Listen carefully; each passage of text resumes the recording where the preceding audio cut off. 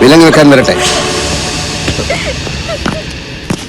DGP വന്നതിന് ശേഷം കോടതിയിൽ കൊണ്ടുപോയാൽ മതി എന്നാണ് ഉത്തരവ്. സാർ എന്തോന്ന് ഈ പറയുന്നത്? ഇവിടുത്തെ പ്രശ്നങ്ങളൊന്നും സാധനം അറിഞ്ഞിട്ടാ. അമ്മയെ മോനും കൈ കിട്ടിയ കടിച്ചു കയറാൻ നിൽക്കുക പാർട്ടിക്കാര്. ഒരു വിധത്തിൽ അവരെ പറഞ്ഞു നിർത്തിയിരിക്കുക തങ്കപ്പൻ സാറ്. ജനവികാരം നോക്കിയല്ല കുറ്റവാളിയെ തീരുമാനിക്കേണ്ടത്. അല്ല, ഈ കേസിൽ സാറിന് എന്താ കാര്യം? താനെന്തിനാ ബേജാറാവണത്? DGP വന്നോട്ടല്ലേ. സാർ അതിന്റെ ആവശ്യം എന്താ? കേസ് ഞാൻ തെളിയിച്ചു കഴിഞ്ഞു. പ്രതി കുറ്റവും സമ്മതിച്ചു. ഈ കൊലപാതകം ചെയ്തത് രമേശല്ല. അമ്മയെ രക്ഷപ്പെടുത്താൻ അവനങ്ങനെ പറഞ്ഞതാവാം.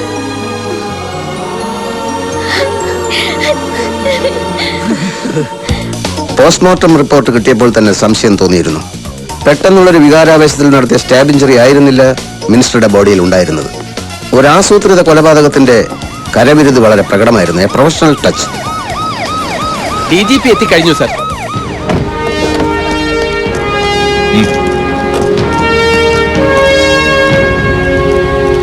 അല്പം ലേറ്റ് ആയി പോയി സർ.